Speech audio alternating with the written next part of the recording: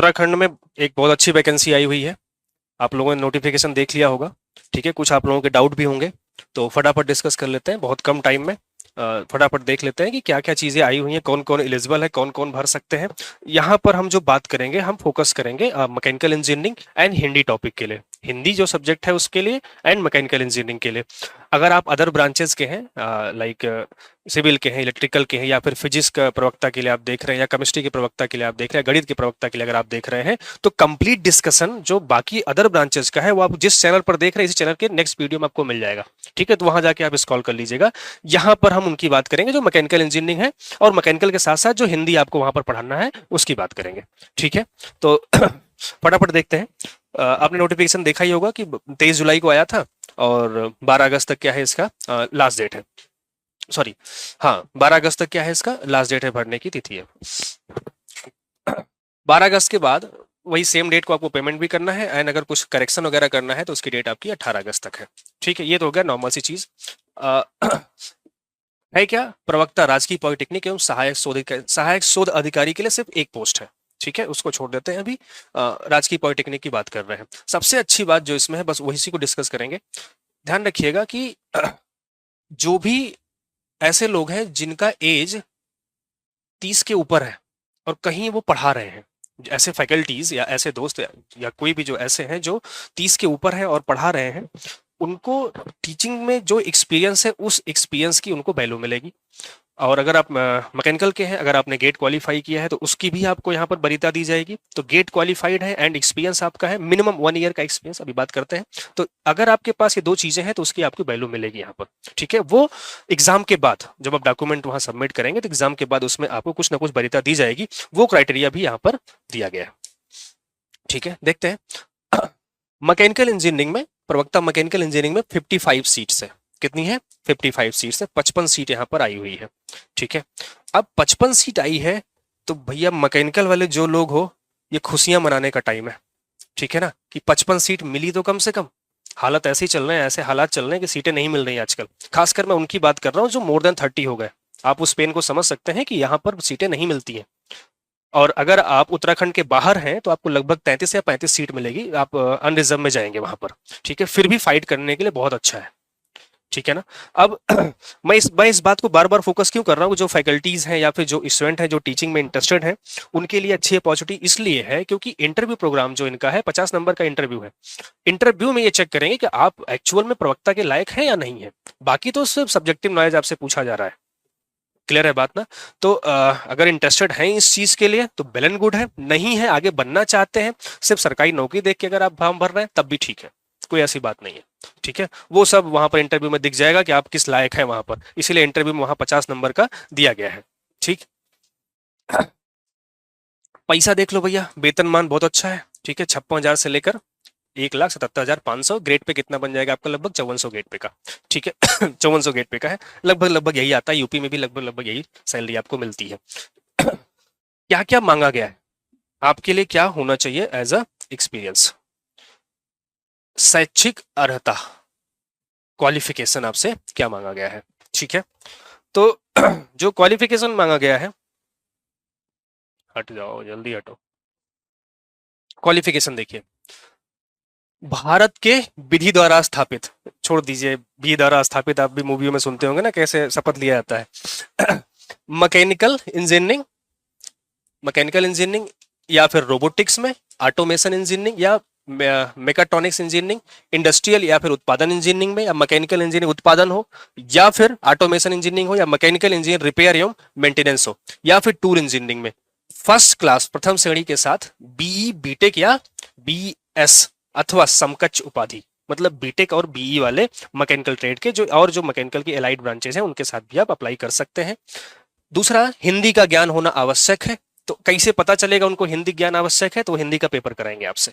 ठीक है, दूसरा, ऐसे अभ्यर्थी को वरीयता दी जाएगी जो निम्नलिखित अर्हता धारण करते हो। कौन कौन से? संबंधित विषय में स्नातकोत्तर उपाधि, मास्टर्स डिग्री, समझ पा रहे हैं, जो एमटेक है या फिर पीएचडी इनरोल कर चुके हैं उनको दिया जाएगा, अच्छा खासा उनको वरीयता दी जाएगी। और टीचर बनने के लिए, प्रवक्ता बनने के लिए तो एक मिनिमम होना चाहिए, लेकिन इन्होंने सबको दिया है, भैया सब लोग आओ, पैसा दो, एग्जाम दो, फाइट करो, एक्सपीरियंस गेन करते रहिए। लेकिन जो मास्टर्स हैं उनको अच्छा खासा आपको वहां पर वरीयता दी जाएगी। ठीक है। Now second one, gate. अगर आप गेट क्वालिफाइड हैं तो उसमें भी आपको वरीयता दी जाएगी। एंड 1 वर्ष का औद्योगिक अथवा शैक्षिक अनुभव, तो मिनिमम 1 वर्ष का आपसे एक्सपीरियंस मांगा गया है। एक्सपीरियंस सर्टिफिकेट इनका है, इन्हीं का मिलेगा, उसको आपको प्रिंट आउट निकालना पड़ेगा और उसी पर आपको एक्सपीरियंस लेटर आप उसके साइन करवा के फिर उसको आपको सबमिट करना होगा लास्ट में। ठीक है। फॉर्म भरते टाइम जो आप क्लेम करेंगे वो चीजें वहां पर देनी पड़ेगी आपको। ठीक है। अब बात आती है कि ये शैक्षिक अनुभव कहाँ का होना चाहिए, तो रजिस्टर्ड कोई भी होगा, रजिस्टर्ड जैसे कॉलेजेस हैं, यूजीसी अप्रूव्ड है, केवल सरकारी सहायता प्राप्त शैक्षणिक संस्थान एवं सार्वजनिक उपक्रमों या लिमिटेड संगठनों, जैसे कोचिंग है, कोई कोचिंग में आप पढ़ा रहे हैं, अगर वो लिमिटेड है, अगर उसका कागज आपके पास है तो आप आसानी से उसके लिए आप क्लेम कर सकते हैं। ठीक है। ये तो हो गया आपका इसके लिए। नाउ अब बात करते हैं नेक्स्ट, शैक्षणिक अर्हता के उपरांत अधिमानी अर्हता, मतलब एक्स्ट्रा जो आपको दिया जाएगा, कौन कौन सा है। प्रादेशिक सेना में 2 वर्ष का न्यूनतम अवधि, या आपने सेना में कुछ सेवा की है, या फिर राष्ट्रीय कैडेट कोर एनसीसी का थ्रू आपको कोई सर्टिफिकेट है, इसका आपको दिया जाएगा। ठीक है ना। अब इसके बाद बहुत इंपॉर्टेंट पॉइंट आता है जिसके लिए एग्जाम सबसे ज्यादा महत्वपूर्ण हो जाता है, और मैं तो कहूंगा जितने भी लोग हैं जिनका इंटरेस्ट है टीचिंग में, इससे अच्छी अपॉर्चुनिटी नहीं मिलेगी। एज देखिए, मिनिमम कितना है, 21 साल, जस्ट जब बीटेक कंप्लीट हो रहा होगा अगर इंजीनियर्स की बात करें, और मैक्सिमम कितना है, 42 साल, जब तक 2-3 बच्चे हो चुके होंगे। ठीक है ना। तो आप समझ जाइए कि कितना अच्छा खासा फाइट होने वाला है। एंड 42 देने का, अगर मैं आपको हिडन रीजन हम लोग अगर गेस करें तो 42 एज तक देने का एक सबसे बड़ा रीजन होता है कि उनको चाहिए फैकल्टी, उनको एम्प्लॉय नहीं चाहिए, उनको चाहिए फैकल्टी चाहिए। तो वो इंटरव्यू में आपसे वो सब बातें करेंगे, इसीलिए उन्होंने एज ज्यादा दे के रखा हुआ है। ठीक है। चलिए, ये तो कहानी हो गई एज की, तो 42 साल एज है। ठीक है, ये बहुत अच्छी बात है, भरिए आराम से। अब सीट आप यहाँ पे देख लीजिए, लगभग अनारक्षित कितनी है, 28 सीट है। ठीक है, ये सब आप देख लेंगे, कोई इसका जरूरत नहीं है। मेन बात करते हैं हम लोग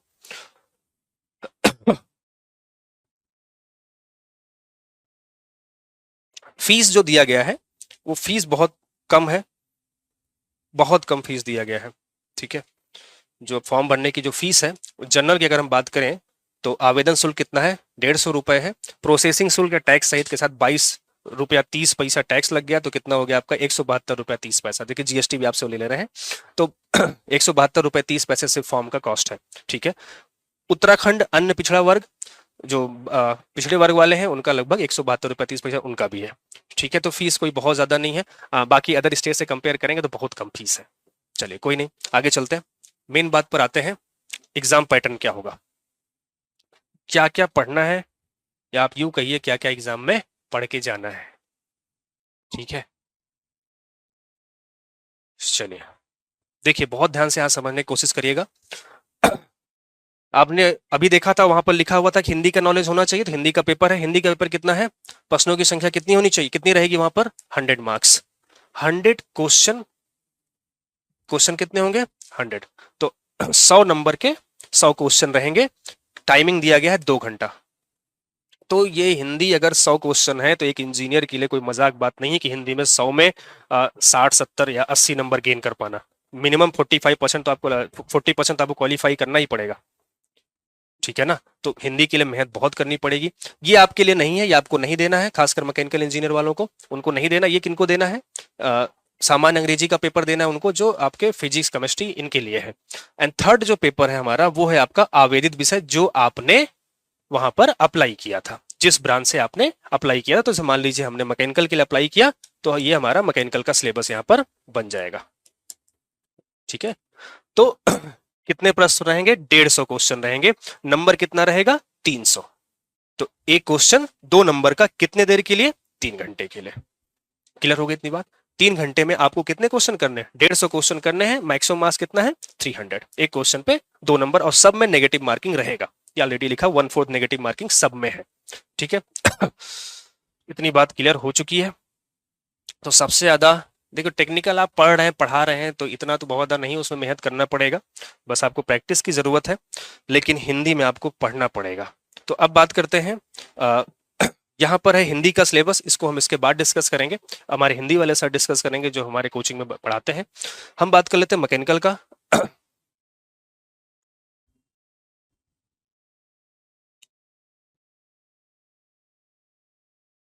सिलेबस कोई बहुत छोटा नहीं है, इस बात का ध्यान रखिएगा। 2 नंबर क्वेश्चन बनेंगे तो क्वेश्चन में डेप्थ भी होगी।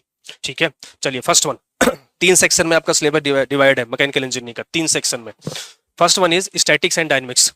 स्टैटिक एंड डायनेमिक्स, कहने को स्टैटिक एंड डायनेमिक्स है, बट इसमें एक्चुअल में आपको क्या पढ़ना है, बेसिक्स। जो बेसिक्स आपके फिजिक्स है वही आपसे पूछा जाएगा, जो आप मैकेनिक्स से पढ़ रखे होंगे। ठीक है, स्टैटिक एंड डायनेमिक्स देखिए फटाफट।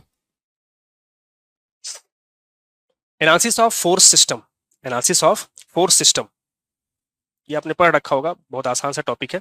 Analysis of force system, coplanar forces, concurrent forces, non concurrent forces. ठीक है, इसके एग्जांपल टेबल वगैरह सब आपने पढ़ा होगा, थोड़ा बहुत रिकॉल हो रहा भी होगा। बहुत दिनों कुछ लोग ऐसे भी होंगे जो एज क्रॉस कर चुके हैं और मे भी टच में ना हो सब्जेक्ट के। फ्रिक्शन, आसान सा टॉपिक है। ठीक है, इसमें से आपसे क्वेश्चन बन जाएंगे आपके, लिमिटिंग फ्रिक्शन क्या होता है, काइनेटिक फ्रिक्शन क्या है। ठीक है, now principle of virtual work, centroid and centre of gravity, kinematics of rigid bodies, plane motion, absolute motion, relative motion, kinetics of rigid bodies. इसमें भी आपका plane force, mass, acceleration, work energy, impulse and moment, पूरा का पूरा सब आपका mechanics का, आपका जो आपने स्टार्टिंग में पढ़ रखा है या फिजिक्स जो आपने 12th में पढ़ रखा है वो सब यहीं पर आपको मिल जाएगा। न्यूटन लॉ वगैरह भी आप इसमें ऐड कर सकते हैं। ठीक है, second one theory of machine. अब फिजिक्स आपने पढ़ लिया तो थ्योरी ऑफ मशीन, इन्होंने इतना बढ़िया सिलेबस बनाया ना, आप देख के खुश हो जाएंगे। फिजिक्स आपने पढ़ा, तुरंत थ्योरी ऑफ मशीन आ गई, उसका updated version. Theory of machine में क्या होगा, बेसिक्स ऑफ, जो बेसिक होंगे आपके, basics of mechanics, velocity and acceleration measure, acceleration analysis. 2-2 number question बड़े बढ़िया बनते हैं सब वेलोसिटी एंड एक्सीलरेशन पे। Cam and follower,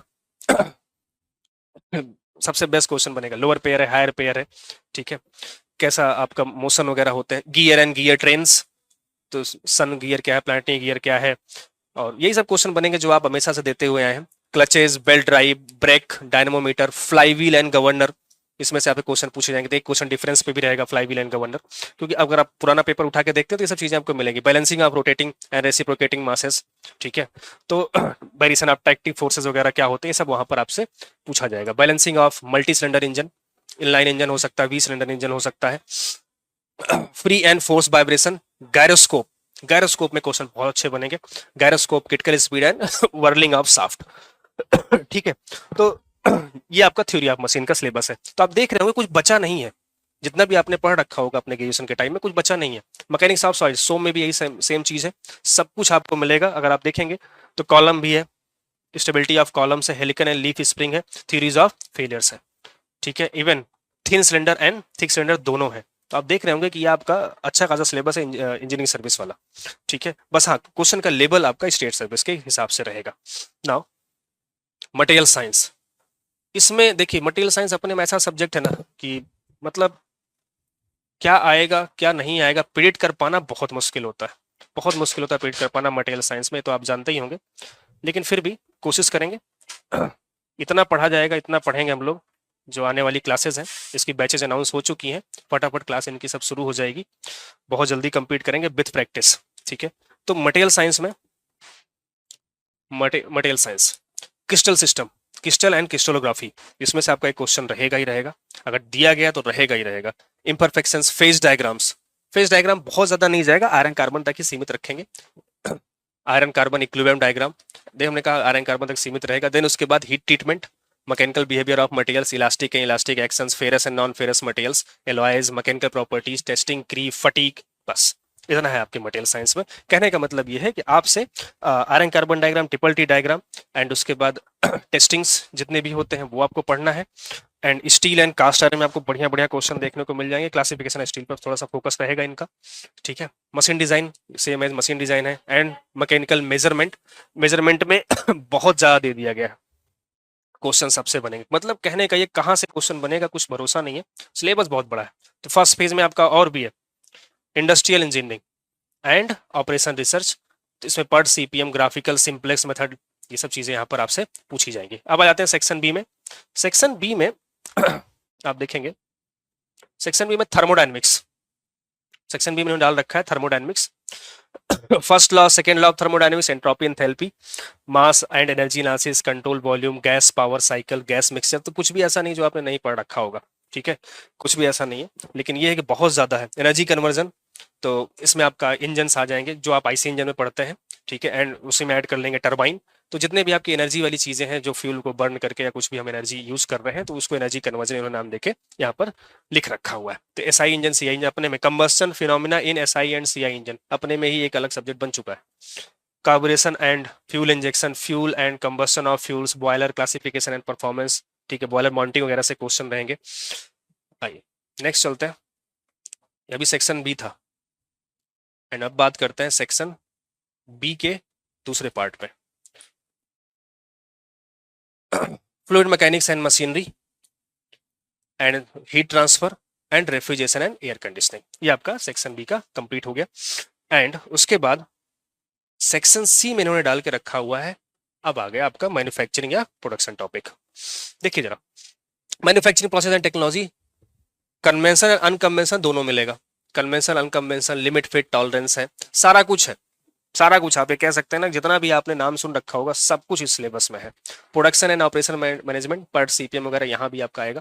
maintenance and safety, maintenance and safety, तो operating life cycle, reliability, failure data analysis, breakdown, maintenance planning, ये थोड़ा सा आपको ध्यान से पढ़ना होगा, क्योंकि बिल्डिंग सेफ्टी ऑफ, मतलब सेफ्टी के लिए जहां पर भी जो भी डिवाइसेस यूज होती हैं उसको थोड़ा ध्यान से पढ़ना होगा।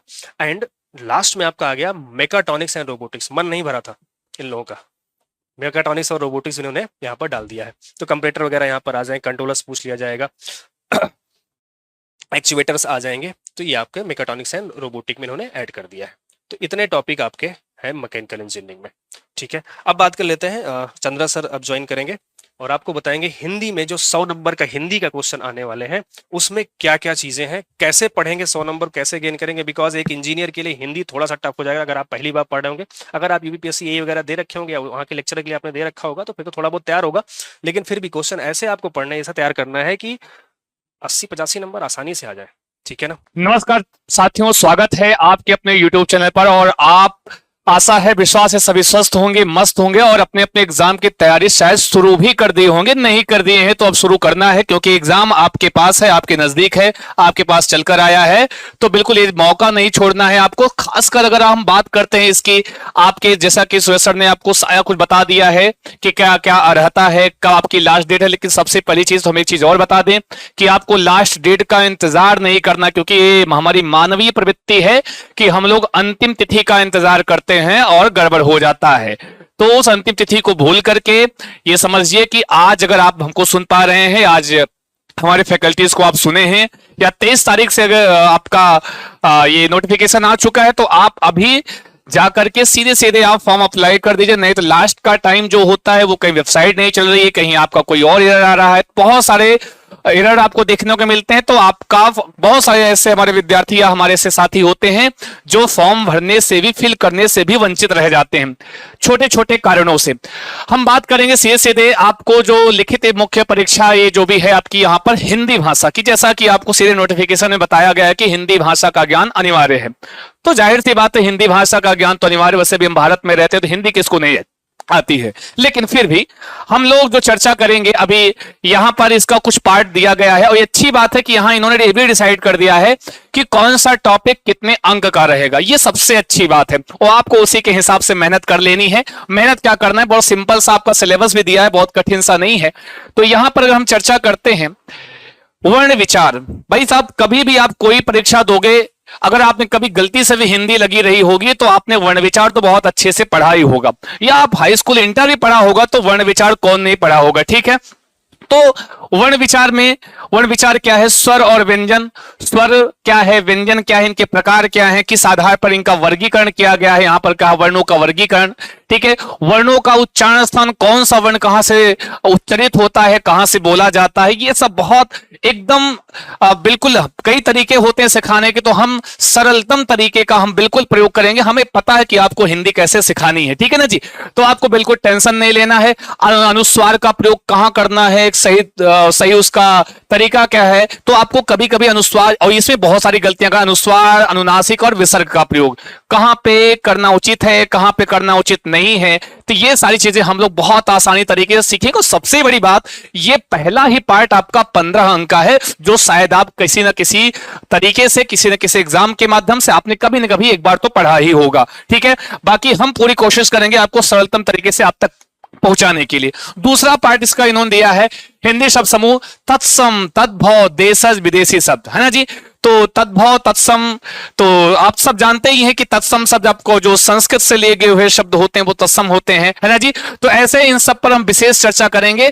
और सब ये सारे इनका जो प्रश्नों का प्रकार है वस्तुनिष्ठ टाइप का है, मतलब वैकल्पिक होगा, वह विकल्पीय होगा, तो कोई दिक्कत की बात नहीं, एक आंसर आपको चुनना होगा। ठीक है, यहां पर दूसरा जो तीसरा पार्ट है ये 10 अंक का होता है जी, है ये इसका जो इन्होंने अंक निर्धारित किया है, 10 अंक निर्धारित किया है। साथ ही साथ हिंदी शब्द रचना में उपसर्ग, प्रत्यय, संधि, समास, जब भी आप कोई शब्द लिखते हो तो उसमें कोई ना कोई एक उपसर्ग होता है, कभी कभी कोई प्रत्यय लगा होता है, या किसी शब्द में संधियां होती हैं। तो एकदम आसान भाषा में, और जो आपकी भाषाओं की चिंता मत कीजिएगा, उसी भाषा में आपके लहजे में हम सिखाएंगे, चिंता मत कीजिएगा। ठीक है, हिंदी शब्द की रचना, पर्यायवाची, विलोम शब्द, ये तो अक्सर आप पढ़ा करते हैं, तो कहीं कुछ ऐसा बिल्कुल नहीं है, आप मत सोचिएगा कि आप हिंदी में कुछ आपको नया मिलने वाला, जी नहीं।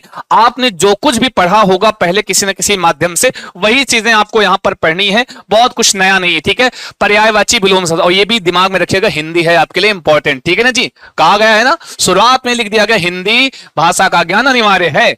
और हिंदी शब्द रचना, इसमें अनेक आर्थिक शब्द जो होते हैं, किसी आपको एक शब्द के मतलब एक शब्द को बहुत सारे अर्थ देते हैं, तो ऐसे शब्दों को शब्द युग्म आपको पढ़ना है, भिन्नार्थी शब्द पढ़ना है, वाक्यांश के लिए एक शब्द पढ़ना है ना जी। तो ये सारी चीजें सब ग्रामर का ही पार्ट है, सब व्याकरण का। कोई साहित्य होता तो हो सकता था आपके लिए लेंदी हो जाता, लेकिन सारा कुछ व्याकरण का पार्ट है, और वही आप हिंदी बोलते हो तो कोई दिक्कत की बात नहीं है।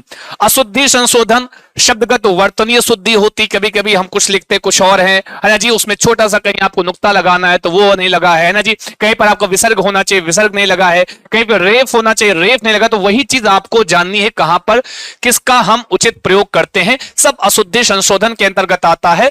ये वर्तनीगत हो भी सकती है और वाक्यगत अशुद्धि भी होगी। हम कोई वाक्य है, वो वाक्य शुद्ध है, अशुद्ध है, या कब शुद्ध है, ये सारी चीजें हम लोग इस पर प्रॉपरली हम लोग डिस्कस करेंगे क्लासरूम में। ठीक है जी, लोकोक्ति और मुहावरे, यहां से भी आपका ये भी 10 अंक का होगा, ये भी कितना 10 अंक का होगा। ठीक है जी, लोकोक्ति और मुहावरे ये भी 10 अंक का होगा।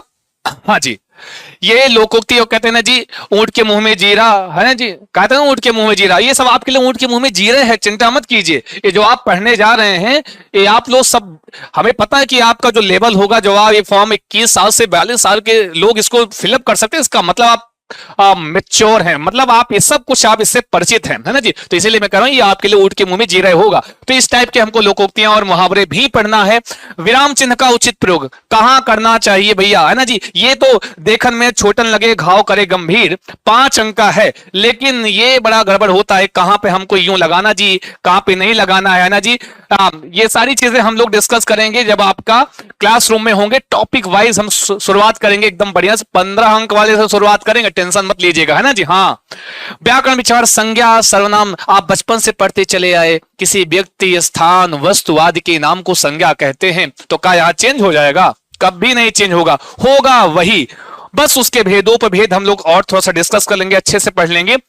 चीजें वही हैं जो आपने कभी हिंदी पढ़ते समय आपने गलती से भी पढ़ा होगा या मन से भी पढ़ा होगा, वही चीजें हैं। सर्वनाम वही है कि राम जाता है, वह खाता है, तो वही सर्वनाम तो कभी चेंज नहीं होगा ना जी, वह, यह, है ना, ये सारी चीज सर्वनाम के।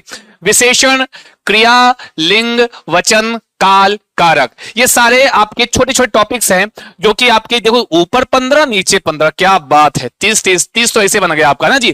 तो ये भी अंतिम वाला भी, और दोनों ही बड़े ही ऐसे टॉपिक है जो आपने हमेशा से पढ़ा है।